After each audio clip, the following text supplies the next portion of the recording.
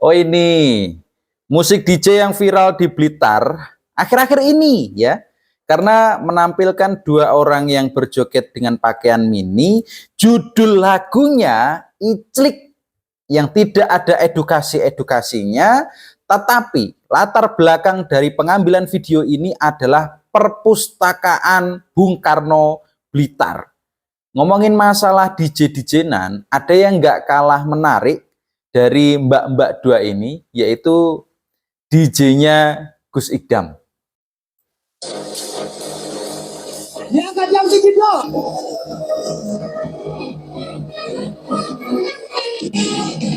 Nggak kalah menarik teman-teman, sama-sama DJ dan sama-sama viral untuk bulan-bulan ini.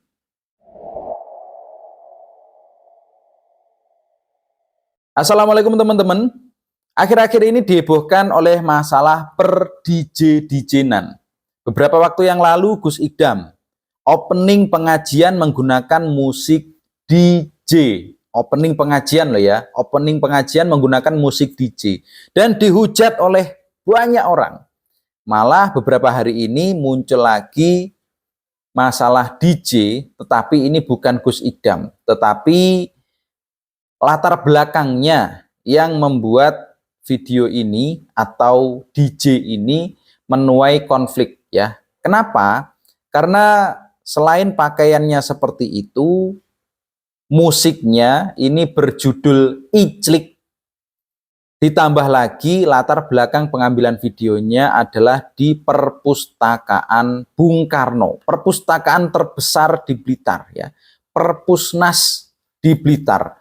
Untuk masalah per DJ-DJ-nan, ini ada hubungannya dengan Gus Ikdam teman-teman ya. Meskipun di video ini Gus Ikdam tidak kelihatan, tetapi ada hubungan antara video per DJ-DJ-nan atau masalah musik DJ di Blitar dengan pengajiannya Gus Ikdam.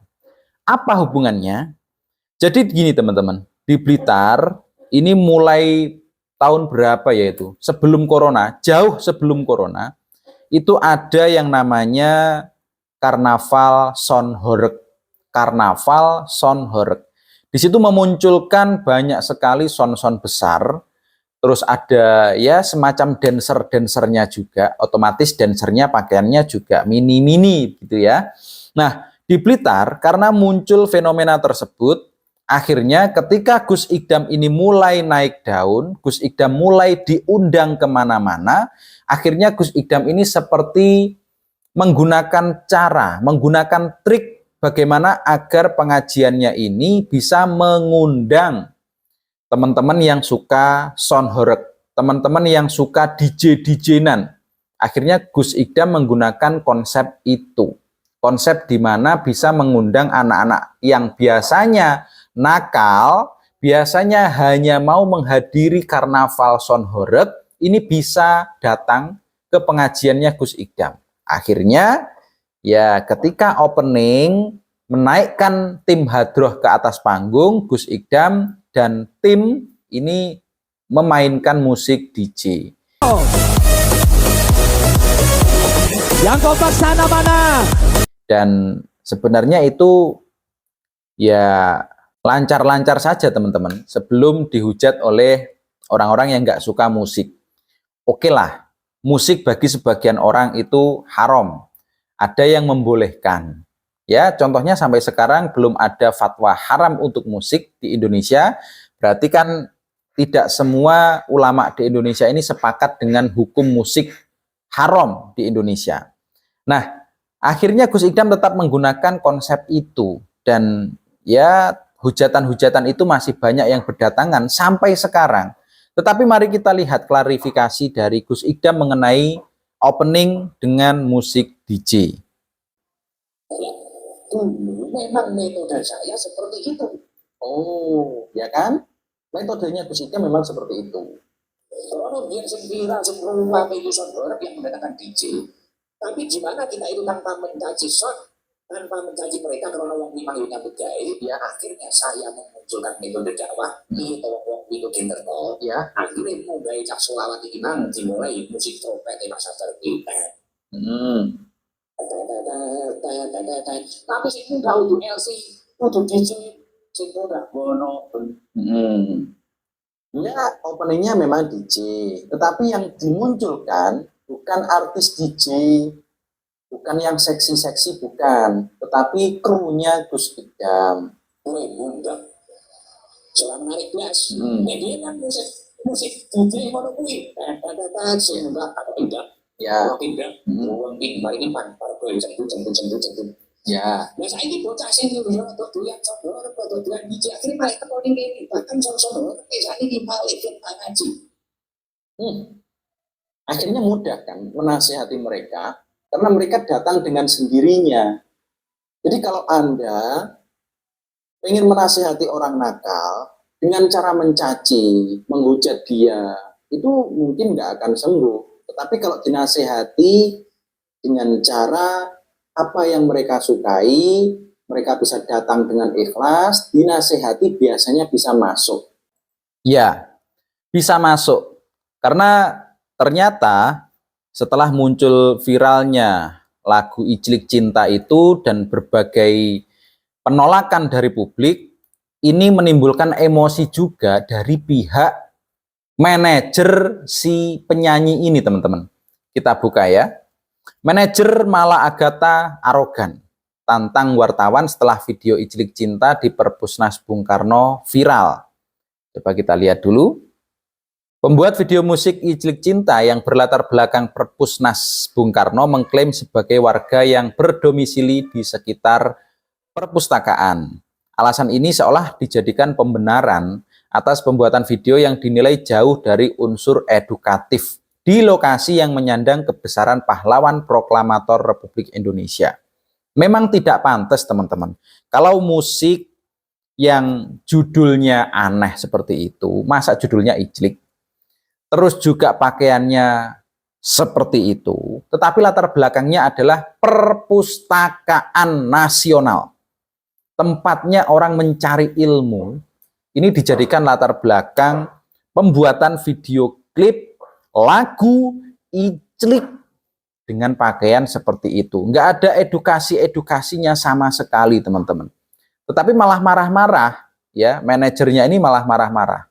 Saat dihubungi oleh media, Willy yang mengatasnamakan diri sebagai suami Mala Agatha, suami penyanyi, mengaku bahwa dirinya tinggal di sekitar perpustakaan Bung Karno. Namun saat dikonfirmasi lebih lanjut, Willy justru merespon dengan sikap yang terkesan mengancam wartawan saat menanyakan sejumlah hal.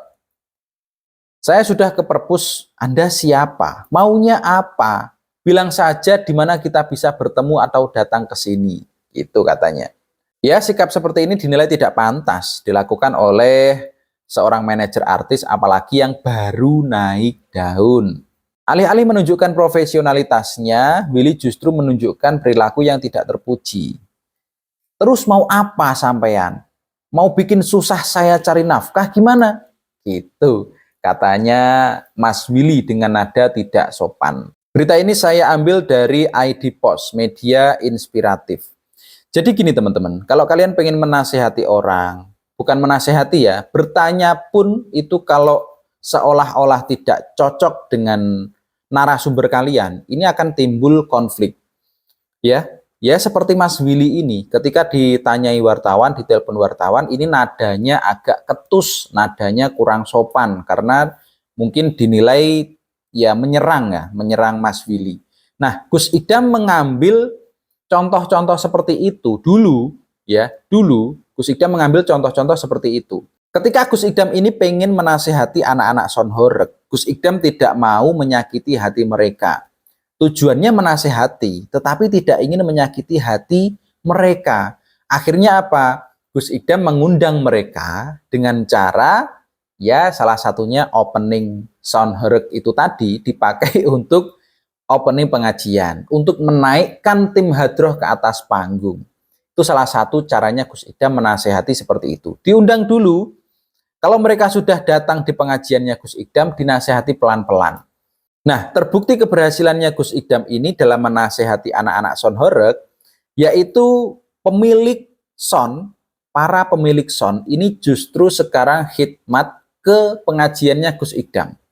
di markas pusat itu seringkali banyak son khidmah, son yang tidak diundang, son yang tidak dibayar oleh Gus Ikdam, tetapi datang ke markas pusat Sabilut Taubah, membantu Gus Ikdam untuk menyebarkan suaranya Gus Ikdam agar lebih jauh jangkauannya. Kira-kira seperti itu.